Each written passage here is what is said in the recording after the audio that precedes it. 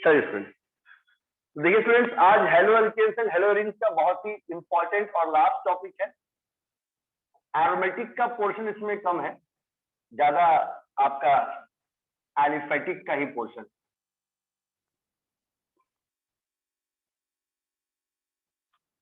ठीक है, halo alkanes में ज्यादा आपका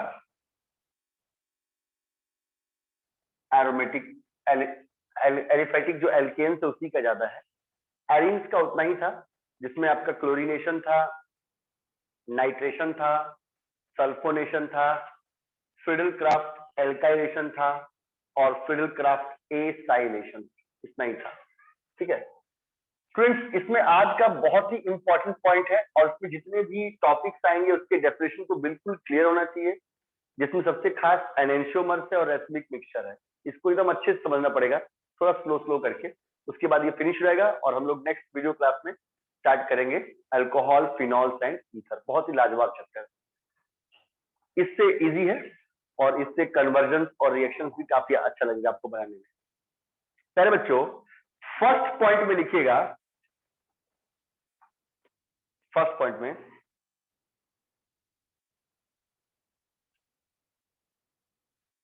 stereochemical aspect of nucleophilic substitution reaction. थोड़ा ये स्टीरियोकेमिकल आज हम पढ़ेंगे। स्टीरियोकेमिकल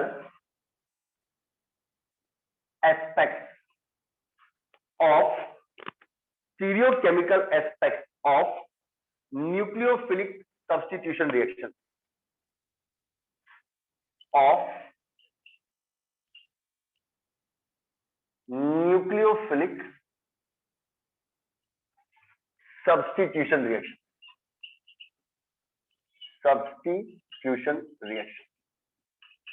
अब देखिए सभी जितने बच्चे इसको देख रहे हैं, थोड़ा पहले वाले पॉइंट्स को मैच कीजिएगा। कोई टॉपिक कैसे आसान होता है जब उसका पार्ट बाय पार्ट आपको समझ में आना स्टार्ट हो जाता है। जैसे स्टीरियोकेमिकल एस्पेक्ट आपके लिए न्यू चीज है, लेकिन जो यहाँ लिखा हुआ है न्यूक्लियोफिलिक सब्स्टिट्यूशन रिएक्शन की आप लोग पढ़ चुके हैं SN1 और SN2 में। इसमें कुछ ऐसा था, इसका जो एक शॉर्ट समरी है वो इस तरह का था कि एक OH माइनस न्यूक्लियोफाइल अटैक करने आता है, बाद में वो हैलाइड को हटा देता है, उसकी जगह पे आके वो न्यूक्लियोफाइल लग जाता है। इसी को आप न्यूक्लियोफिलिक सब्स्टिट्यूशन रिएक्शंस कहते हैं। न्यूक्लियोफिलिक सब्स्टिट्यूशन रिएक्शंस इसी को कहते हैं। अब मेरी बात को समझने का कोशिश कीजिएगा।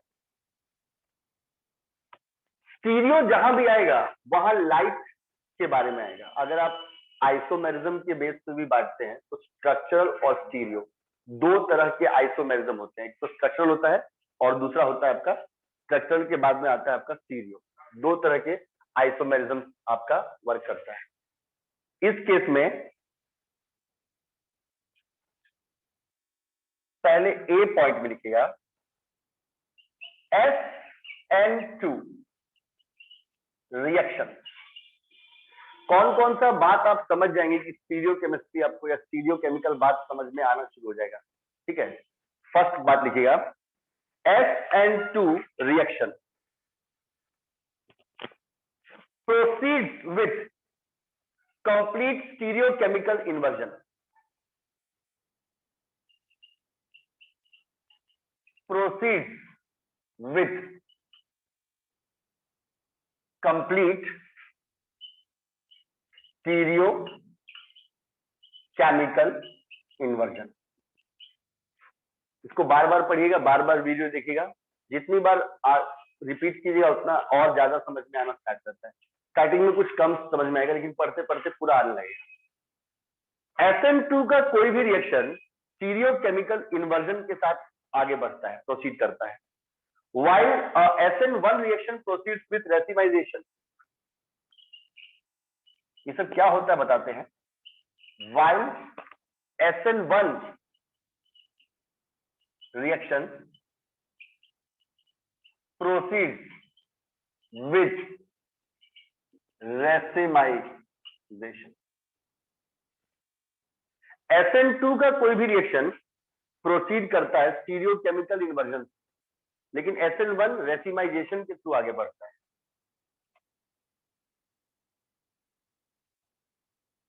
ठीक है। बी, अगर आपको स्टीरियोकेमिकल की बात को अच्छे से समझना है तो उसके लिए आपको पहले उसका बेसिक समझना पड़ेगा, तब आपको बहुत जल्दी वो सारी बातें समझ आ जाएगी। केमिस्ट्री और फिजिक्स क्या है, पहले उसके कुछ बेसिक्स हैं जो काफी स्ट्रांग होने चाहिए, उसके बाद उसका जो कॉम्प्लेक्स पार्ट भी है वो भी आपको ज्यादा मॉडिफाई हुआ नजर नहीं आएगा, आप उसको आराम से पढ़ सकते हैं। अब स्टूडेंट्स, कौन कौन सी चीजें हम लोग समझेंगे तो हमको ये पूरा आ जाएगा, उसके लिए आपको basic stereochemical principles and notations पढ़ने पड़ेंगे, तब बहुत जल्दी आप कॉन्सेप्ट समझ जाएंगे। और हमारा बेसिक स्टीरियोकेमिकल प्रिंसिपल्स हमको आना चाहिए and notation.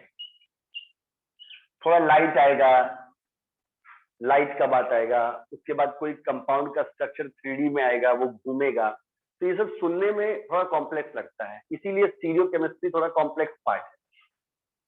Basic stereochemical principles और नोटेशन में कितना नॉलेज होना चाहिए कि एक स्टूडेंट जब पढ़े तो उसे कोई तरह का ट्रबल ना हो, उसको आना चाहिए पहले ऑप्टिकल एक्टिविटी। ऑप्टिकल एक्टिविटी समझ में आना चाहिए। अभी सब पॉइंट्स लाइन वाइज पढ़ेंगे, कॉमा, उसके बाद चायरल और ए चायरल समझ में आना चाहिए, CHIRAL चायरल और ACHRI ए चायरल समझ में आना चाहिए। आप ये जो दोनों वर्ड्स हैं चायरल ए चायरल, है ना, उसके जगह पे आप मान लीजिए कि आपको एक कंसेप्ट ही है चायरैलिटी का, वो समझ में आना चाहिए। एक ही बात हुआ। उसके बाद आना चाहिए फ्रेंड्स रिटेंशन। रुक जाइए, कुछ वर्ड छोड़ दिया इसमें, अच्छा कोई बात, लास्ट में भी ऐड कर सकते हैं। उसके बाद आना चाहिए रिटेंशन, उसके बाद आना चाहिए इनवर्जन, फिर आना चाहिए रेसिमाइजेशन और आना चाहिए एनेंशियोमर एक्सेट्रा। मतलब ये सब मेन बातें, अगर कोई स्टूडेंट ये सारे टर्म्स को समझ जाता है ना, अगर कोई स्टूडेंट प्यारे बच्चों इन सारे टर्म्स को समझ जाता है तो बड़ी आसानी से वो सॉल्व कर लेगा, बहुत ही आसानी के साथ वो सॉल्व कर लेगा। चलिए, तो स्टूडेंट्स आज हम लोगों ने जिस टॉपिक को लास्ट डील कर रहे हैं haloalkanes and haloarenes के चैप्टर में, वो है stereochemical aspects of nucleophilic substitution reaction. कोई न्यूक्लियोफिलिक सब्स्टिट्यूशन हो रहा है जिसमें आपने दो तरह का पढ़ा था, SN1 SN2, तो उसमें स्टीरियोकेमिकल एस्पेक्ट कहाँ काम कर रहे हैं। आपने ए वाले पॉइंट में लिखा है SN2 का रिएक्शन आगे बढ़ता है, प्रोसीड करता है पूरा कंप्लीट स्टीरियोकेमिकल इन्वर्जन इस वाले से, जबकि SN1 जो है वो आगे प्रोसीड करता है रेसिमाइजेशन। और कौन कौन से बेसिक स्टीरियोकेमिकल प्रिंसिपल्स और नोटेशन से जिसको नॉलेज होने से फिर आराम से स्टीरियोकेमिकल वाला बात समझ में आ जाएगा, उसमें है ऑप्टिकल एक्टिविटी, चायरल ए चायरल यानी कि वाली चायरलिटी, रिटेंशन, इन्वर्जन, रेसिमाइजेशन, एनेंशियोमर। इतना कम से कम आपको मिनिमम आना चाहिए। सब लिख लिया? Yes sir. चलिए, घबराइएगा मत, वर्ड केवल टफ, पहले हम लोग बिल्कुल धीरे धीरे पढ़ते हैं ना, सभी स्टूडेंट्स पढ़ते पढ़ते इतना अभ्यास होगा कि पहले सर एकदम स्लो बताते हैं, बिल्कुल जब पूरा कॉन्सेप्ट आएगा।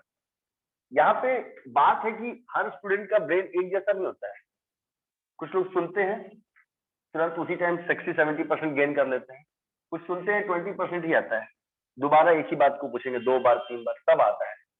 इसलिए हम लोग कोई बात को बहुत रिपीट करते हैं ताकि वो नहीं 2-3 बार सुने तो आ जाए। सबसे पहले हम ऑप्टिकल एक्टिविटी को डील कर, पॉइंट नंबर 2 में। ये सबसे इंपॉर्टेंट है, इसके बिना स्टीरियो केमिकल का बात ही नहीं कर। पहले हम ऑप्टिकल एक्टिविटी को डील करते हैं, है ना।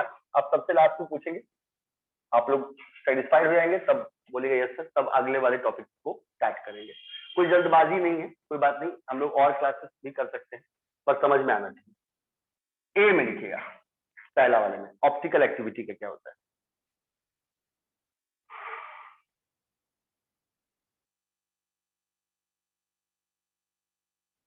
चलिए समझिएगा बात को, बिल्कुल क्लीन एंड क्लियर डेफिनेशन, जिसमें कोई इधर उधर नहीं, सीधा सा बात है। सर्टेन कंपाउंड, ऐसे केमिस्ट्री में बहुत सारे कंपाउंड हैं, टर्शरी अल्कोहल हो, टर्शरी हेलोएल्केन हो, सेकेंडरी हेलोएल्केन हो, प्राइमरी हेलोएल्केन हो, ऐसा कोई भी बहुत सारे कंपाउंड केमिस्ट्री में है। सर्टेन कंपाउंड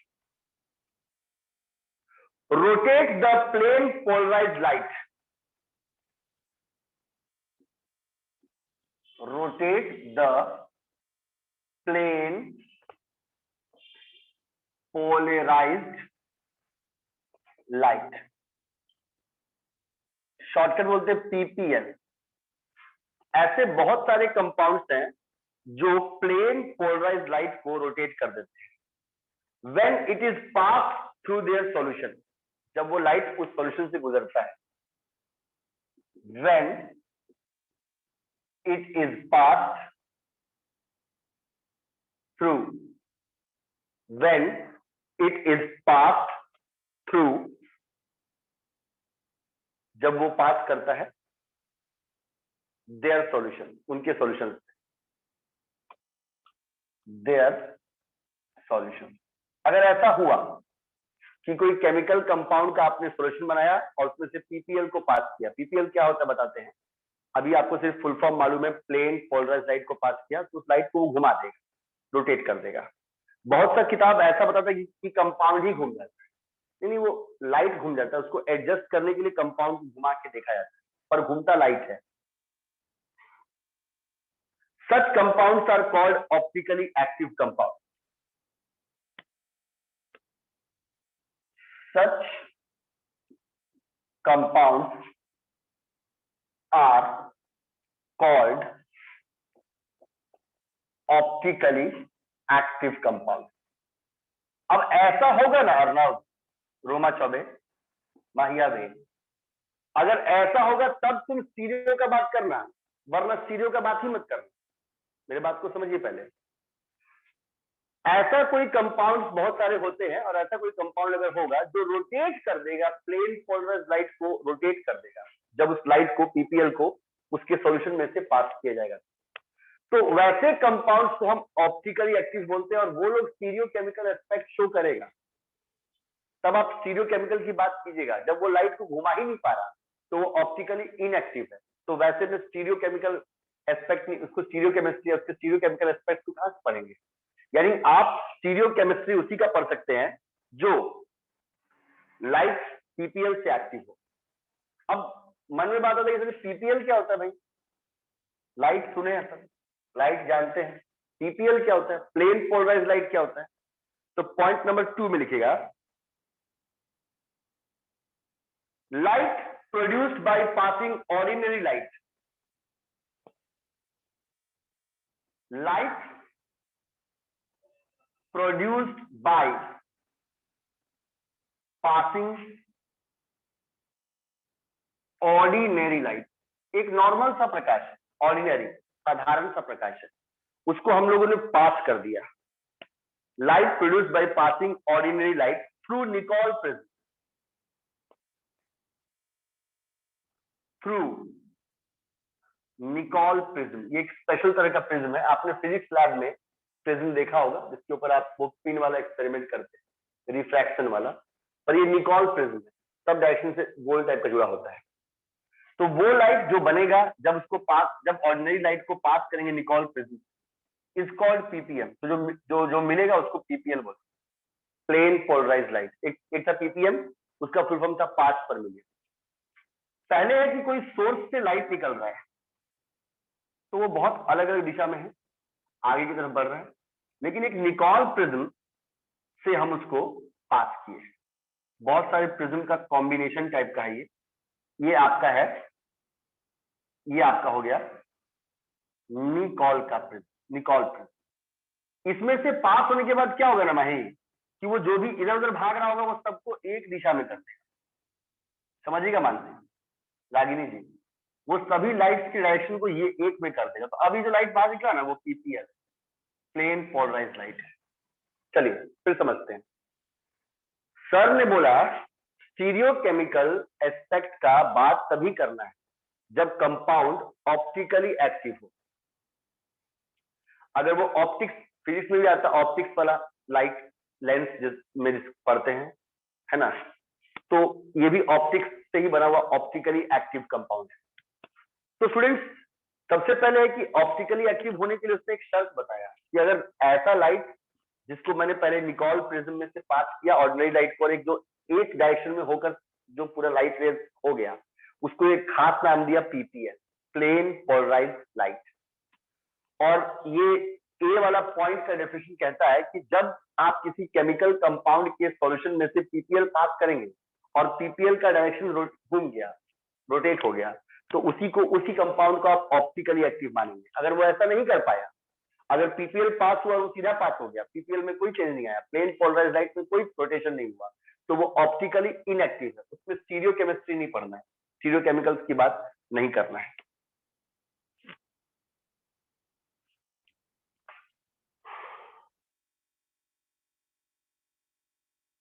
थर्ड लिखिएगा, the angle by which PPL is rotated, सी में the angle by which PPL, यानी कि plane polarised light, the angle by which PPL is rotated, वो एंगल जिससे पीपीएल रोटेट करता है, घूमता है। The angle by which PPL is rotated, वो एंगल जिसके थ्रू पीपीएल रोटेट करता है, PPL is rotated, is measured by an instrument called polarimeter. उसको पोलैरिमीटर से नापते हैं। Is measured by an instrument called polarimeter. मतलब आपका पीपीएल घूमा है कि नहीं, ये प्लेन पोलराइज्ड लाइट में रोटेशन हुआ है कि नहीं, ये बात हवा में नहीं है। इसके लिए हमारे पास पोलैरिमीटर है, इसको थोड़ा घुमा कर देखना पड़ता है एक्सपेरिमेंट करते समय। तो पोलैरिमीटर आपको क्लियर करेगा कि रोटेशन हुआ है। अगर रोटेशन हुआ है तो कंपाउंड ऑप्टिकली एक्टिव है। चलो पढ़ते हैं इसमें stereo chemistry, stereo chemical aspect पढ़ते हैं। अगर उस पोलैरिमीटर ने नापा और पीपीएल में कोई रोटेशन नहीं हुआ, यानी वो कंपाउंड ऑप्टिकली इनएक्टिव है, उसमें स्टीरियो केमिकल एस्पेक्ट नहीं पढ़ना है। वो सब रिटेंशन, इन्वर्जन, एनेंशियोमर, ये सब कुछ नहीं पढ़ना उसके अंदर। आया सुन अर्नव? Yes sir. तो माही स्टीरियो केमिकल एस्पेक्ट बोलता है, स्टीरियो केमिकल एस्पेक्ट का सबसे पहला पॉइंट बोलता है रोमा चौबे कि कंपाउंड का सॉल्यूशन ऑप्टिकली एक्टिव होना चाहिए, पीपीएल को रोटेट करना चाहिए, रोटेट करेगा, ऑप्टिकली एक्टिव होगा, तभी स्टीरियो केमिकल का बात किया जाएगा। चलिए ये पॉइंट आपका ए बी सी हो गया।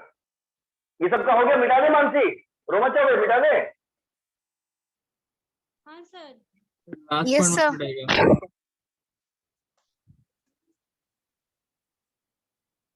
चलिए अब देखिए, अब डी पॉइंट देखते हैं। अब माही बोलेगी सर ये रोटेशन वाला बात समझ में नहीं आया, हम समझ रोटेशन में घूम गया, पर केमिस्ट्री में घूम गया बोलने से नहीं होगा, रोटेट हो गया नहीं, बताना पड़ेगा कैसे। तो दो ही तरह का, लेकर दो ही तरह का क्या मतलब, दो ही तरह का रोटेशन होता है। अगर कभी हम लोग, अगर कभी केमिस्ट्री में रोटेशन को नापेंगे तो बस दो ही तरह का रोटेशन होता है। अगर कोई क्लॉकवाइज घूमता है तो उसको डेक्स्ट्रो रोटेटरी बोलते हैं, plus D.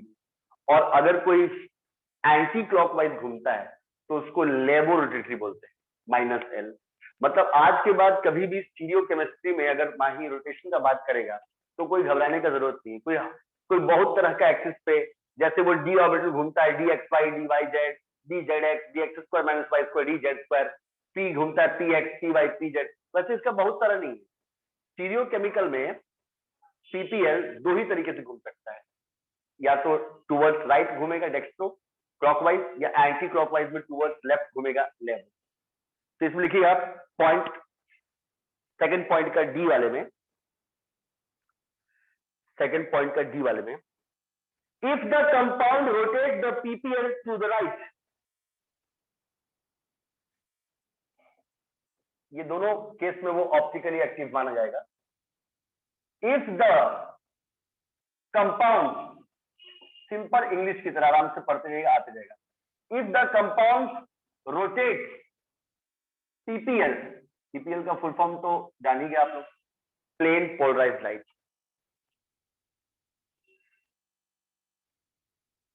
To the right,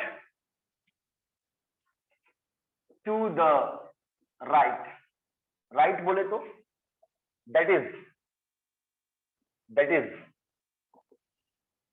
clockwise.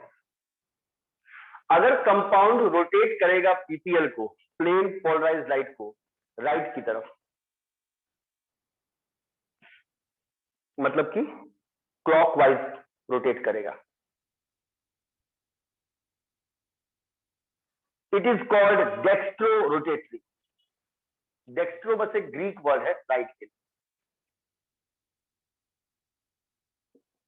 It is called dextro rotatory, symbol है plus D. But if the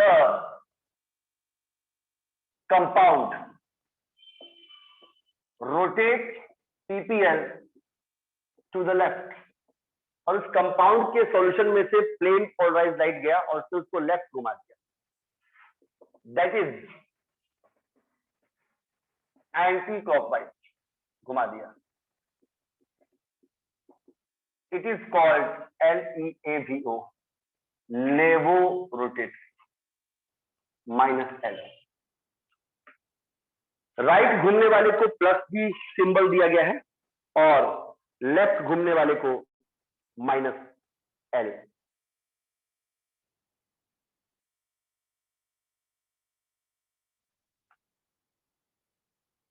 मतलब डेक्स्ट्रो के आगे पॉजिटिव सिंबल बनाना है और लेवो के आगे निगेटिव सिंबल बनाना है। तो पीपीएल बस यही दो तरीके से माही घूम सकता है, और दोनों में से कोई भी तरीके से घूमेगा तो वो ऑप्टिकली एक्टिव माना जाएगा, क्योंकि लाइट में रोटेशन हुआ। अब आप उसमें स्टीरियो केमिकल पढ़ सकते हैं, है ना।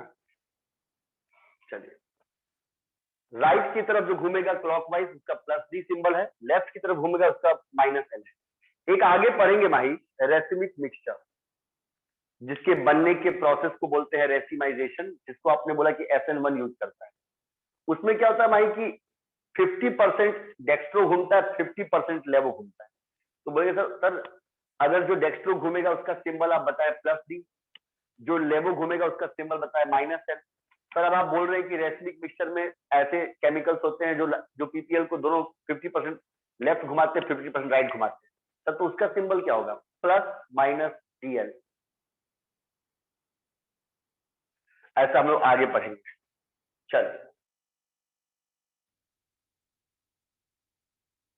चलिए, कंपाउंड एक ही है माही, कंपाउंड एक ही है, लेकिन रोटेशन दोनों दिखा रहा है। राइट की तरफ घूम रहा है और कोई लेफ्ट की तरफ घूम रहा है। तो इसी बेस पे वो आइसोमेरिज्म बन गया माही, जिसको स्टीरियो आइसोमेरिज्म कहते हैं। और उसमें इन ऐसे आइसोमर जो लाइट जो होते, जो कंपाउंड एक ही, मॉलिक्यूलर फॉर्मूला एक ही है, लेकिन लाइट को अलग अलग दिशा में घुमाते हैं। कोई क्लॉकवाइज घुमाता है, कोई एंटी क्लॉकवाइज घुमाता है। उसके लिए एक टर्म यूज किया था केमिस्ट्री में, ऑप्टिकल आइसोमर।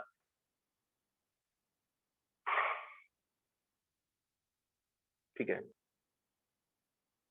इसमें लिखिएगा डेक्स्ट्रो एंड लेवो rotation, dextro and LEAVO levo rotations are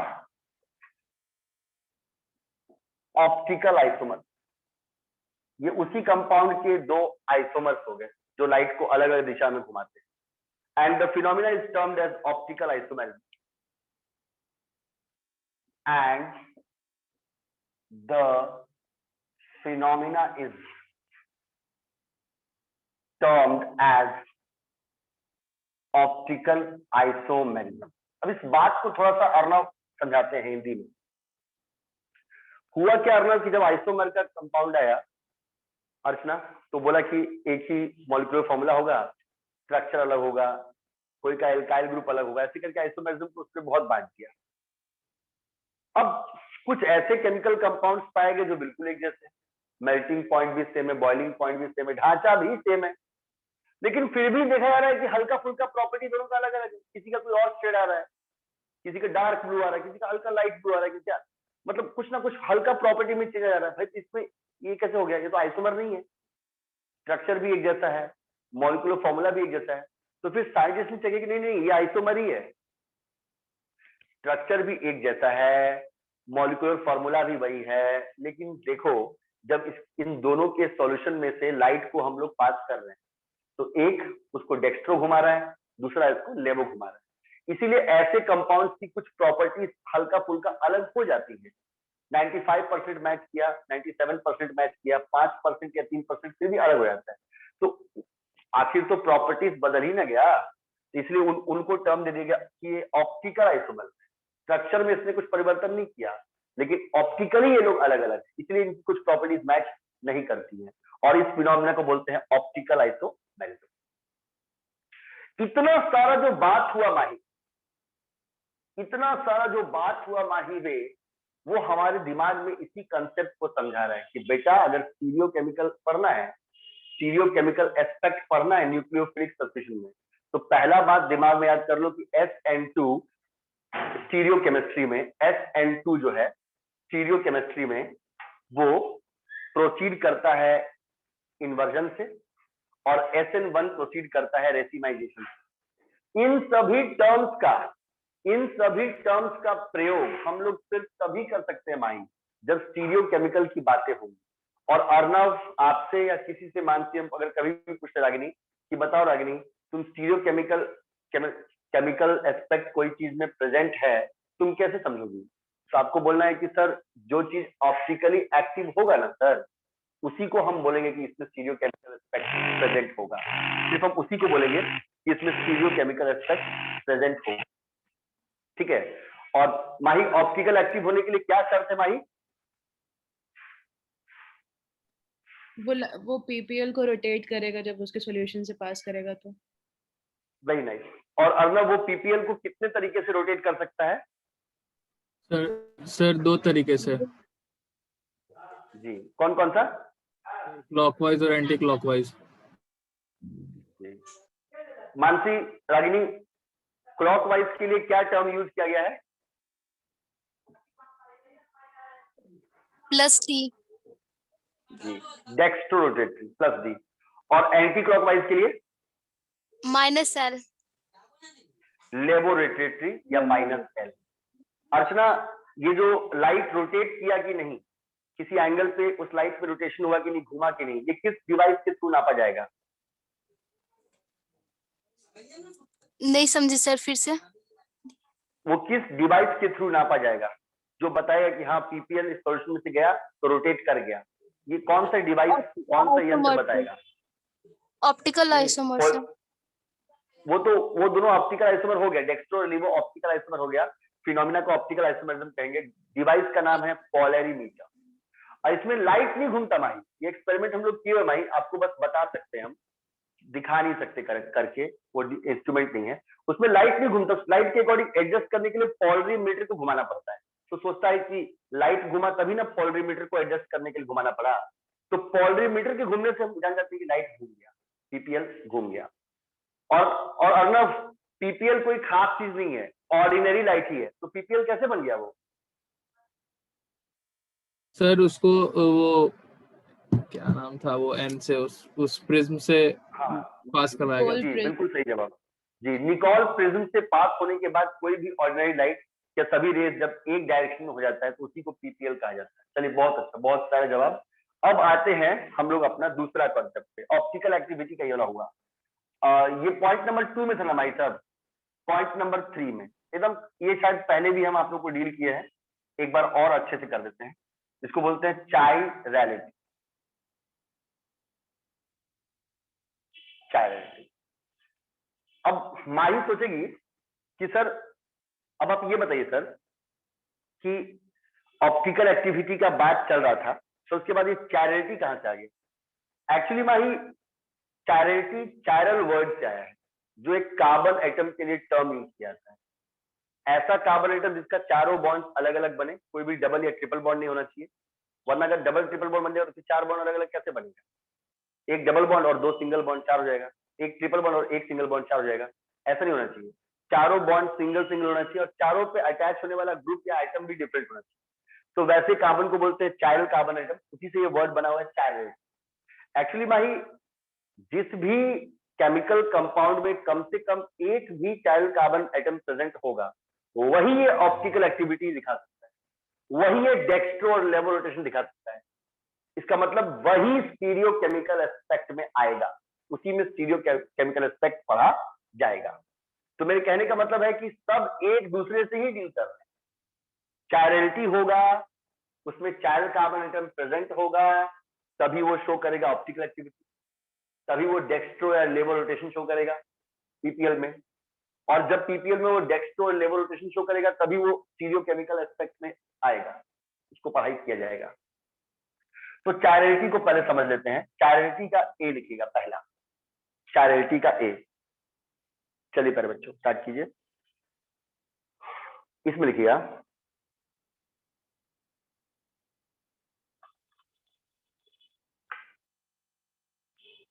the object oblique chemical compound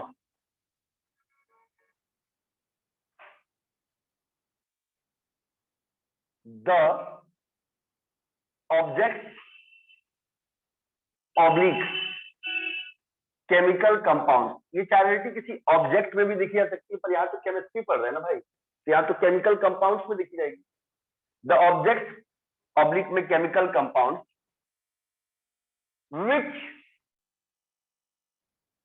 which are non super impossible on their mirror image, जो अपने मिरर इमेज पे एज इट इज पूरा अट नहीं जाते हैं, which are non super impossible, which are non super impossible on their mirror images।